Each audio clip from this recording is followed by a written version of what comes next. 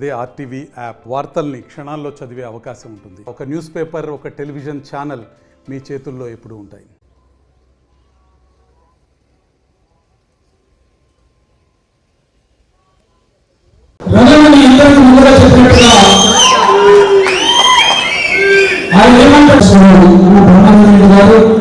అదేవిధంగా పేరు చెప్పిన తర్వాత మళ్ళా నేను పేరు చెప్పి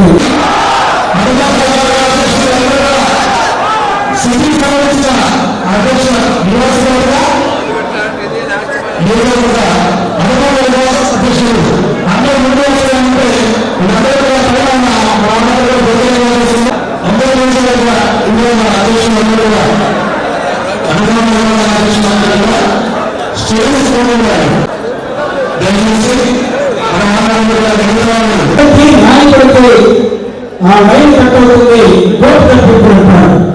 నాకు తెలిసి పెద్దలు ప్రజలని ఈ జిల్లాకి ప్రత్యేకంగా ఒంగోలుకి పరిచయం చేస్తే 6 నెలలు ముట్టవుతాను. ఒకరిలో ఒకరు పోటీపడి ఒకరి తర్వాత ఒకరు సార్ ఒకడే చేస్తే సరిపోదు. ఈయన నోటి వైఎస్ఆర్ కాంగ్రెస్ పార్టీ కార్పొరేటర్లకు, మండల నాయకులకు, వేదిక ముందు వైఎస్ఆర్ కాంగ్రెస్ పార్టీ కుటుంబ సభ్యులకు, జగనన్న సైనికులకు అందరికీ నమస్కారం తెలియజేస్తున్నాను.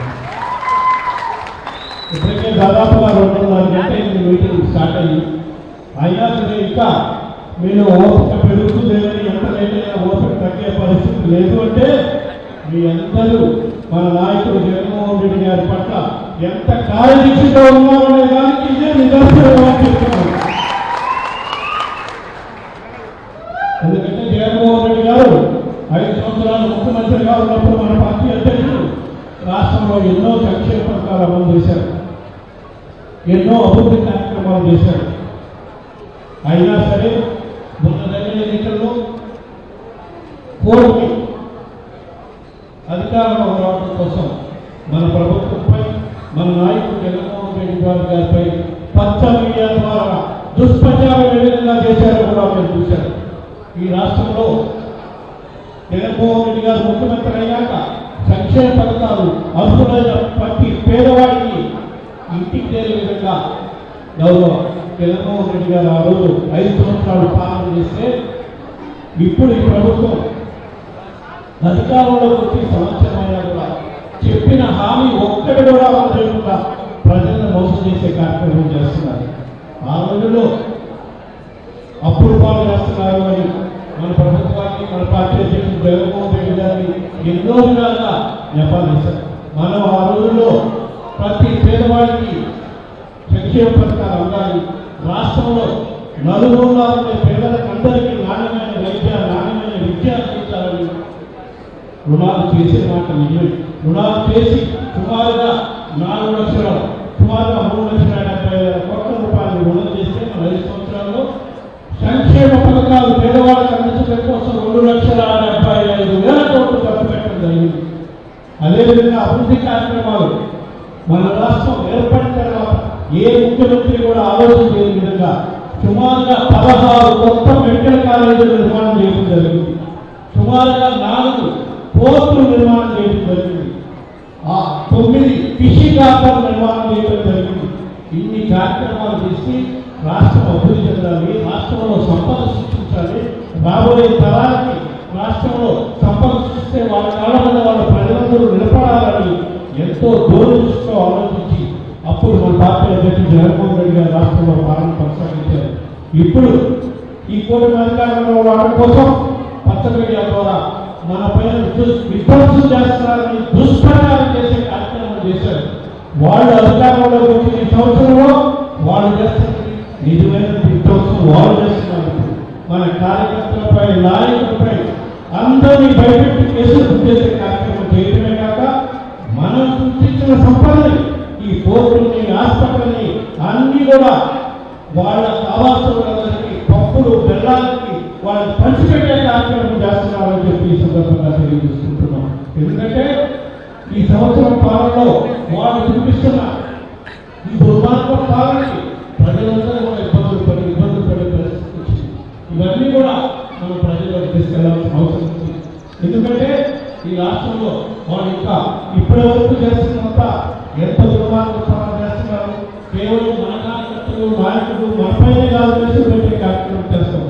మనకి ఓటేసినారని చెప్పి ఓటేసినట్టు కూడా హింసించే పరిస్థితి, వాళ్ళపై కూడా కేసు పెట్టే పరిస్థితి రాష్ట్రంలో వచ్చింది. అయినా సరే జగన్మోహన్ రెడ్డి గారి నాయకత్వంలో మన ప్రతిపక్షంలో కొత్త కాదు. 2011 నుంచి పార్టీ స్థాపించినప్పటి నుంచి కూడా కేవలం 5 సంవత్సరాలే అధికారంలో ఉన్నాం. ప్రతిపక్షంలో ఉన్నా అధికారంలో ఉన్నా మన నాయకుడు మనం ఒకటే చెప్తాడు, మనం ప్రజల పక్షాలు నిలబడాలి, ప్రజల సమస్యల్లో ఉన్నప్పుడు వాళ్ళ సమస్యలు పరిష్కారం చేయడం కోసం మన వంతు కృషి చేయాలని చెప్పి మన నాయకుడు జగన్మోహన్ రెడ్డి గారు చెప్పారు. దానికి మనం అందరూ కట్టుబడి ఉండాలి. ఎందుకంటే వీళ్ళు ఇంత దుష్ప్రచారం చేశారు. మన నాయకుడు చేసిన మంచి పనుల వల్ల మనం కేవలం 11 సీట్లకే పరిమితమైన రాష్ట్ర వ్యాప్తంగా 40% ఓట్ల శాతం మనకు ఉంది అంటే అది మన నాయకుడు జగన్మోహన్ రెడ్డి గారిపై ప్రజలకు నమ్మకం అవుతుంది. కాబట్టి మనందరం కూడా మళ్ళా రాబోయే రోజుల్లో మన పార్టీ క్యాడర్ జగన్మోహన్ రెడ్డి గారు చెప్పారు, పార్టీకి ఎవరు నాయకులు ఎవరున్నా లేకపోయినా పార్టీకి కావాల్సింది ప్రాణం, కార్యకర్తలు నాయకులు అని చెప్పడం జరిగింది. రాబోయే రోజుల్లో మనందరం కూడా కలిసికట్టుగా పనిచేయాలి. మళ్ళా ఈ రాష్ట్రానికి జగన్ ముఖ్యమంత్రి చేసుకున్న విధంగా మనందరం కూడా కలిసి పనిచేసే కార్యక్రమం చేయాలని చెప్పి మీకు అందరికీ తెలియజేసుకుంటున్నాం. ఎందుకంటే ఈరోజు మరి ముఖ్యంగా మన ప్రకాశం గుంటూరు జిల్లా పరిస్థితి చూస్తే జగన్మోహన్ రెడ్డి గారు ముఖ్యమంత్రిగా ఉన్నప్పుడు మన జిల్లాలో కేవలం రైతాంగం ఎక్కువ, రైతులు కూడా ఎటువంటి ఇబ్బందులు పడకూడదని రాష్ట్ర వ్యాప్తంగా ఉండే రైతుల కోసం, రాష్ట్ర వ్యాప్తంగా ఉండే రైతు ఇబ్బందులు రైతు భరోసా కేంద్రాల ద్వారా ప్రతి రైతుకి నాణ్యమైన ఎరువులు, నాణ్యమైన విత్తనాలు అందించే కార్యక్రమం రైతు భరోసా కేంద్రాల ద్వారా పెట్టారు. అదేవిధంగా రైతులు ఎక్కడ ఇబ్బంది పడకూడదని రైతులు పండించిన ప్రతి పంటకి గిట్టుబాటు ధర వచ్చే విధంగా అప్పుడు జగన్మోహన్ రెడ్డి గారి పాలనలో మనం చర్యలు తీసుకోవడం జరిగింది. అందులో భాగంగా మన జిల్లాకి, గుంటూరు జిల్లాకు సంబంధించినంత వరకు సగం రైతులకు ఇబ్బంది పడుతుంటే రాష్ట్ర ప్రభుత్వం సగం రైతుల దగ్గర పంట కొని వాళ్ళకి గిట్టుబాటు ధర ఇచ్చే విధంగా చేయడం జరిగింది. అదేవిధంగా పొగాకు రైతులు ఇబ్బంది పడుతున్న పరిస్థితుల్లో రాష్ట్ర ప్రభుత్వమే పొగాకు రైతుల నుంచి మార్కెట్ ద్వారా పట్టకొని వాళ్ళకి గిట్టుబాటు ధర ఇచ్చే పరిస్థితి వచ్చింది. కానీ ఈ కూటమి ప్రభుత్వం అధికారంలోకి వచ్చినాక ఇప్పటి వరకు ఏ రైతుకి గిట్టుబాటు ధర ఇచ్చే పరిస్థితి లేదు. శనగ రైతులు కానివ్వండి, మిర్చి రైతులు కానివ్వండి, పొగాకు రైతులు కానివ్వండి, ఎవ్వరు కూడా గిట్టుబాటు ధర లేక రైతులు ఇబ్బందుల పరిస్థితి వచ్చే విధంగా కాకుండా మరీ పొగాకు రైతులు అంటే మన జిల్లాలో ఈ మధ్య కాలంలోనే 2 రైతులు పక్కన నియోజకవర్గంలో ఆత్మహత్యలు కూడా తీసుకోవడం జరిగింది. ఈ పరిస్థితి నుంచి రైతులను కాపాడేదానికి, రైతులకు అండగా నిలబడేదానికి ఏ విధంగా అయితే మనం అధికారంలో ఉన్నప్పుడు రైతులకు అండగా నిలబడ్డాము, మళ్ళా ఇప్పుడు కూడా ఈ ప్రభుత్వాన్ని మెడలు వచ్చి రైతులకు అండగా నిలబడేందుకు చేయడం కోసం, రైతుల పక్షాలను నిలబడి పోరాటం చేసే దానికోసం మనందరం కూడా సమాయత్తం కావాలి. అందుకే మన నాయకుడు జగన్మోహన్ రెడ్డి గారు పొగాకు రైతుల సమస్యలపై రైతులతో చర్చించి వాళ్ళ అండగా నిలబడే దాని కార్యక్రమం కోసం ఈ నెల 28వ తారీఖు మన జిల్లాకు వస్తున్నారు. తప్పకుండా ఆ కార్యక్రమం కూడా పెద్ద ఎత్తున విజయవంతం అయ్యేటట్టు మన అందరూ కూడా చదివాలని చెప్పి ఈ సందర్భంగా తెలియజేసుకుంటూ, తప్పకుండా మన విజయ స్ఫూర్తితో జగన్మోహన్ రెడ్డి గారిని వల్ల ఈ రాష్ట్రంలో ఎప్పుడు ఎలక్షన్ జరిగినా, జమిడి ఎలక్షన్ అంటున్నారు, ఉప ఎలక్షన్ అంటున్నారు, ఎప్పుడు ఎలక్షన్ జరిగినా సరే మన వైఎస్ఆర్ కాంగ్రెస్ పార్టీ అభ్యర్థులను గెలిపించుకున్నాం. మరీ ముఖ్యంగా ప్రకాశం జిల్లాలో పూసేపల్లి శివప్రసాద్ నాయకత్వంలో అన్ని నియోజకవర్గాలు కూడా వైఎస్ఆర్ కాంగ్రెస్ పార్టీ అభ్యర్థులను మరీ ముఖ్యంగా ఒంగోలు నియోజకవర్గం నుంచి కూడా తప్పకుండా మీ అందరూ చేస్తున్న స్ఫూర్తితో, మీ అందరూ చేస్తున్న కృషితో తప్పకుండా మీ అందరికీ గొప్ప విజయం వస్తుంది. రవి కూడా ఒంగోలు నియోజకవర్గం నుంచి అసెంబ్లీ మంచి విజయంతో చేయాలి. ఎందుకంటే ఇవాళ చాలా మంది చెప్పారు, రవి అందరూ చాలా కష్టపడి సౌకర్యం చేస్తానే ఉన్నారు.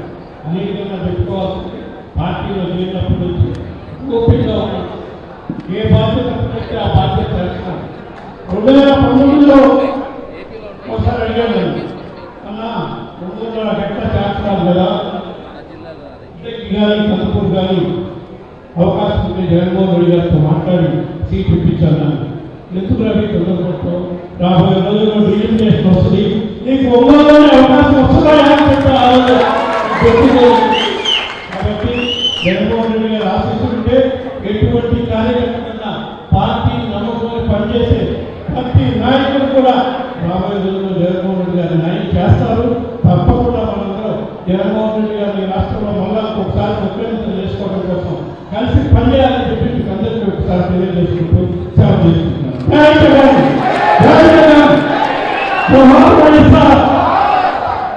మరిన్ని వీడియోస్ కోసం ఛానల్ ని సబ్స్క్రైబ్ చేయండి. లేటెస్ట్ అప్డేట్స్ కోసం వాట్సాప్ ఛానల్ ని ఫాలో అవ్వండి. ఆ లింక్ డిస్క్రిప్షన్ లో ఉంది.